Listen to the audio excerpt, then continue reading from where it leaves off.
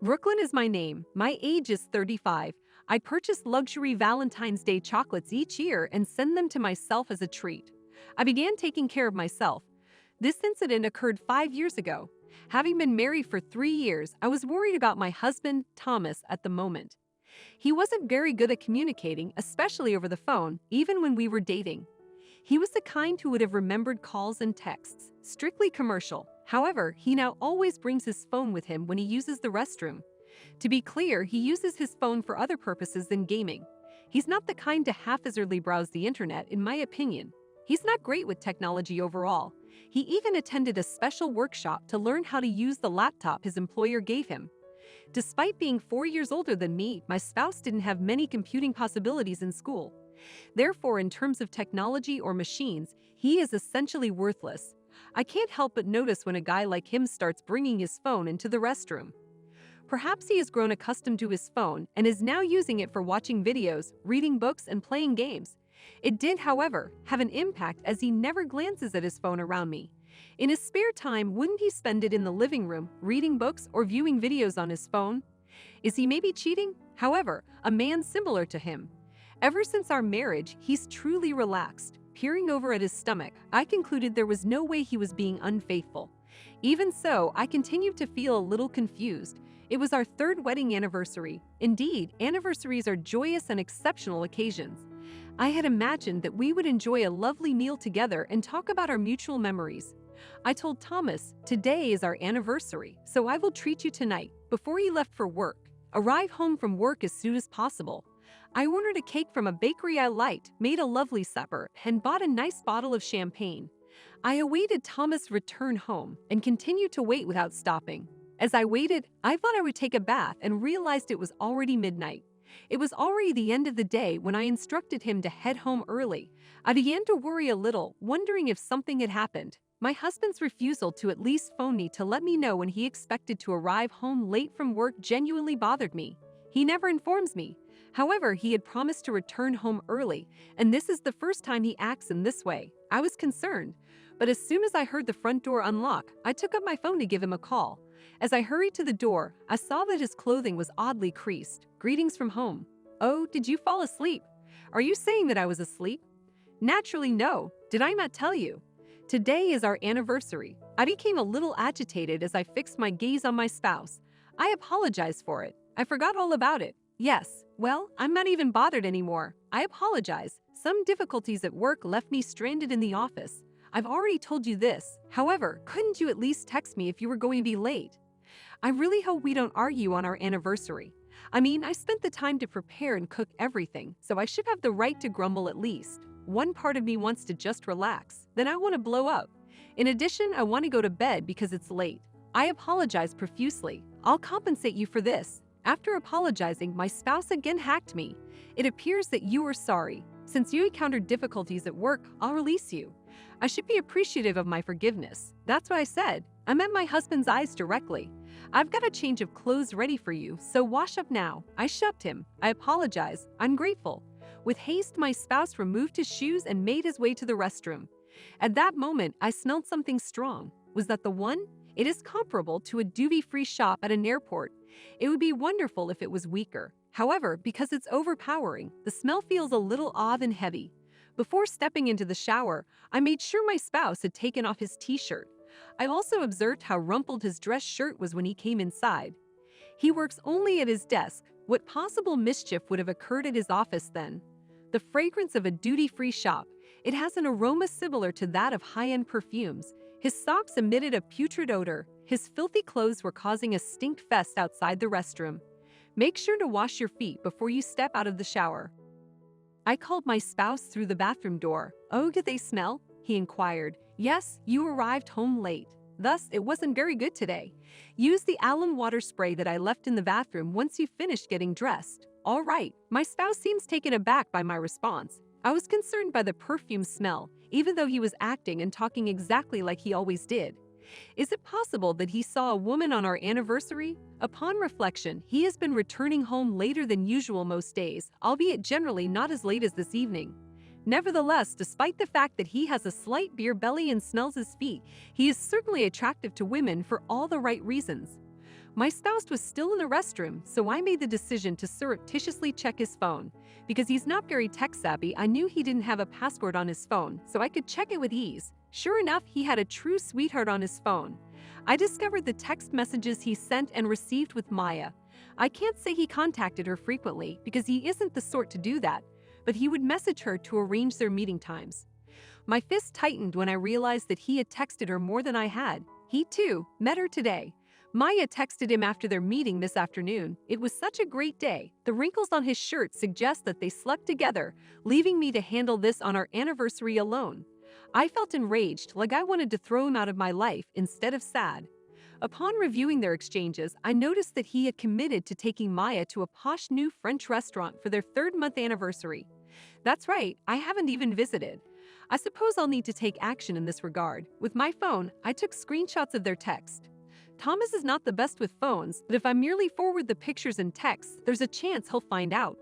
I thus concluded that this was safer. 2 weeks later, on Maya and my husband's eagerly anticipated third-month anniversary, my husband told me, "I'll be late tonight," and he left the home to go to work, not realizing that I had learned everything. Yes, that does sound wonderful. I will not be at home.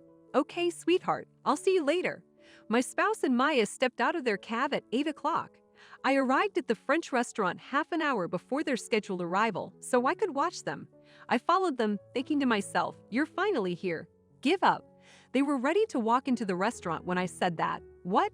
My husband and Maya turned around. Suddenly, my husband's face turned pale.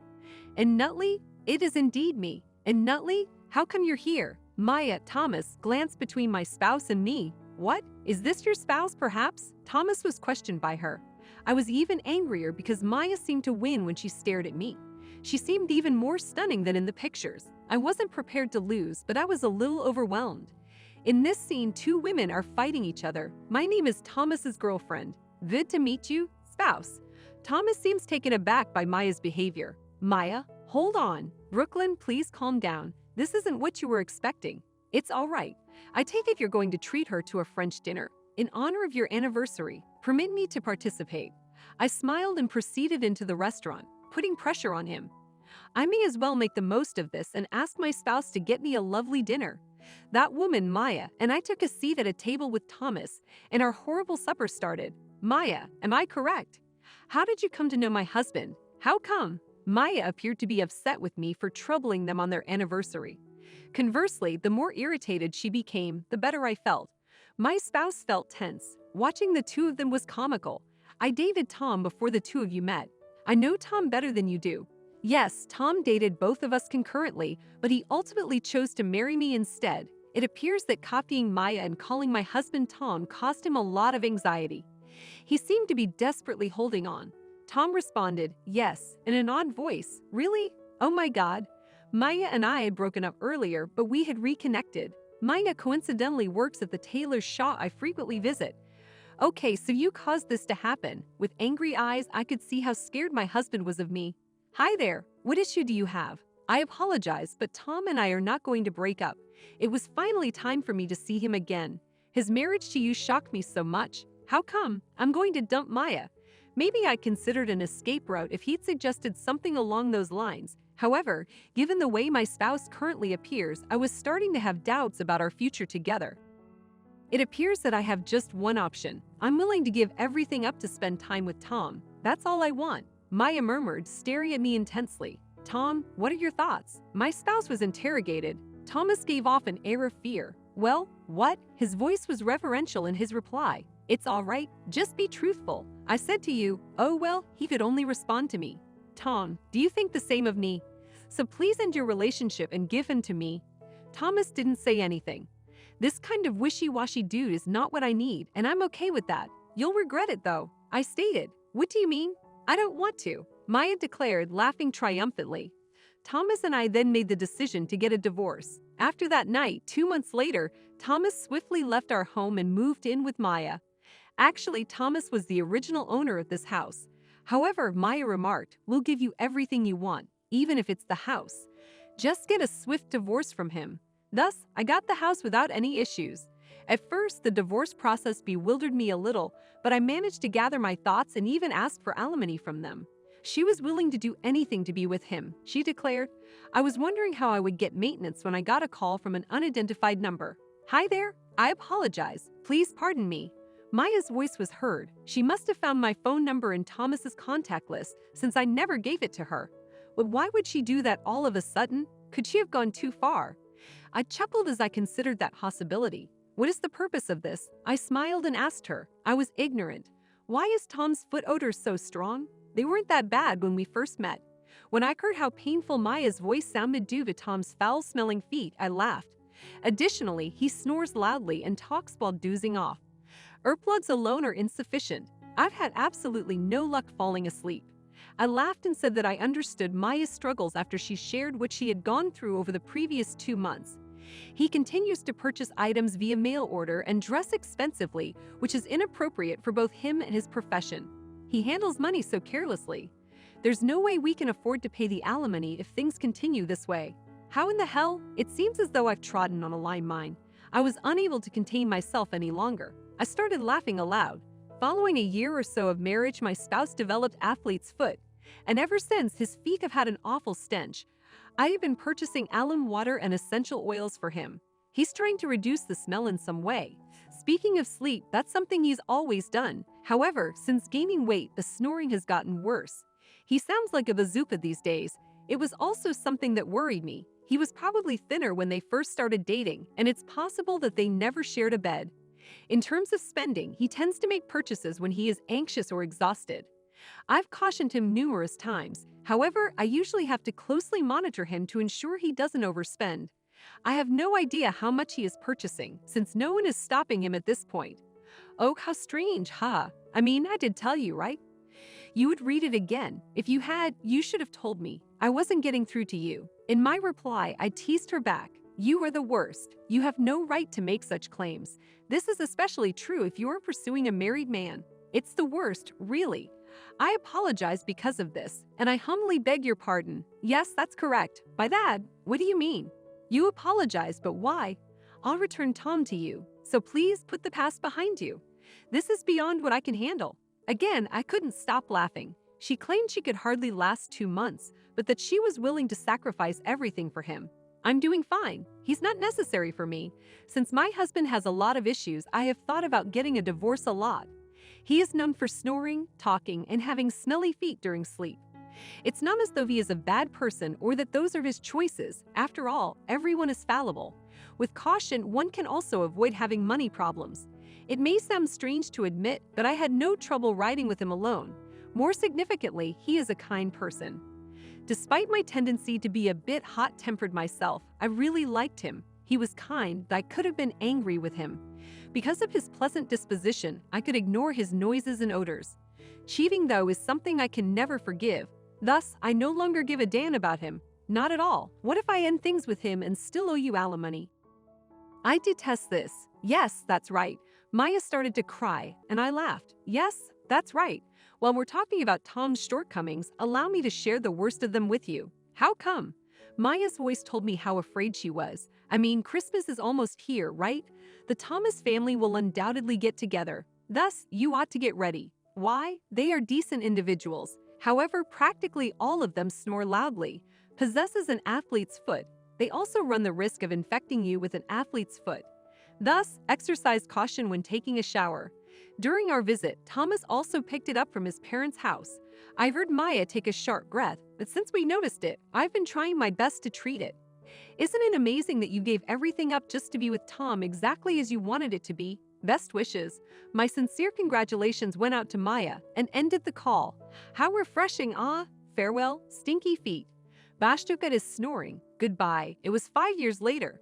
Maya expressed her desire to remain independent and take responsibility for her own alimony payments. She then married Thomas. However, Thomas must have found it challenging to face rejection from a woman for the second time in less than 2 years. He returned to me and said, "We ought to give it another go." However, I disregarded him. A relationship ends when the money runs out. As soon as he paid the remaining alimony he owed me, I blocked his number. I established my own aromatherapy school using the alimony money I received. I discovered many things about essential oils while assisting my husband with his foul-smelling feet. I started to enjoy it as a hobby, so I reasoned that this type of work would be the ideal way to merge my passion with my career. I have received positive feedback, and my student body continues to grow daily. The other day, someone mentioned my school on television. It's truly impossible to predict what one will achieve in life. I never thought that my efforts to assist my husband with his feet would benefit me in any way. I must admit that I am quite proud of myself, and as a result, despite being busy these days, I am enjoying my work. All right, let me return to my work now.